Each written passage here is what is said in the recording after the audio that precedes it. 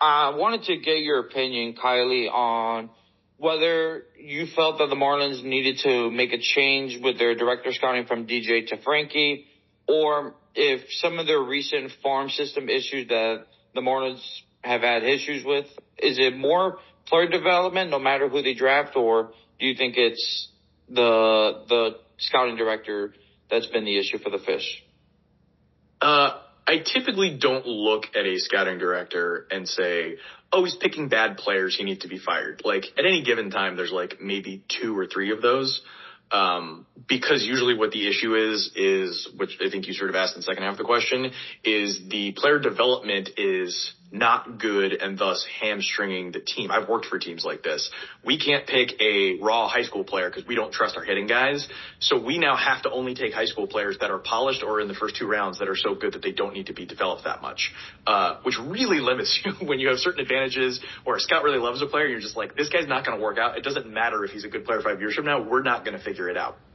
And I know a lot of teams, when they're making trades, look for teams that they think are bad at certain stuff and go find the guys that have underperformed because they think the team might have messed it up and that they might fix it.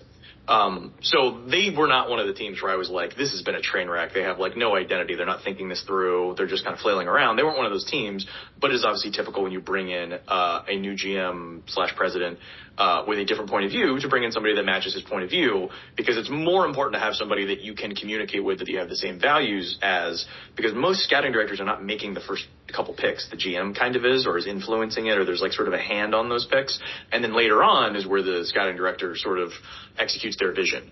And so having someone that you are copacetic with is much more important than, oh, this scout's 10% better than that scout. Like, it's sort of irrelevant for that job because you're sort of managing people. You're not seeing every player. You're seeing a player one time. Like, your evaluation skills are not that important. And what I said earlier wasn't in reference to Miami, but I think is probably true, that the player development there was seen as the problem. And so I think bringing in Gabe Kapler, overseeing all of the sort of new people in player development, I think that is more the problem that needed to be solved, that had been an issue for a long time there. And I think that is on the road to being solved.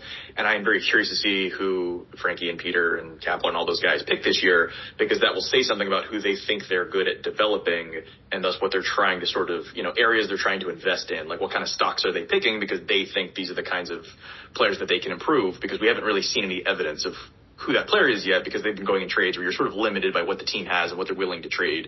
So you don't know that, like, Dylan Head, for example, is exactly what they're looking for, but maybe they'll take 3 guys like that this year, and that is, sort of what they value, what they think they can find value with. So I am as interested as you are in figuring out what that might be. Also, I have a follow-up question. So last year, everyone expected the Marlins to take they surprised everybody with the selection of Noble Meyer. Who's actually, he's panned out pretty well so far. But what are you hearing so far with the Marlins with the 16th overall pick? Is it going to be a college bat like everyone expects? Just what are some names that are being floated around right now? Covered this in the last mock a bit, but they're right at the back of that.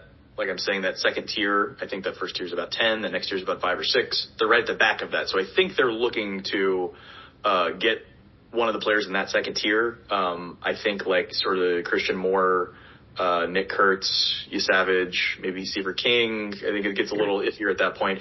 But I think they're looking at the college bats, if they get there, that sort of aren't supposed to get there.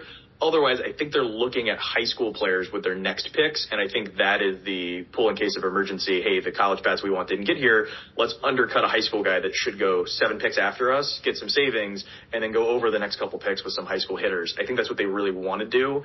And also, Frankie, coming from Seattle, that's kind of what they did there. So while the board isn't really giving them high school hitters there, I think they might not force it, but they might try to like go find, grab down, and then pull down, and all those very sorts of things with high school hitters.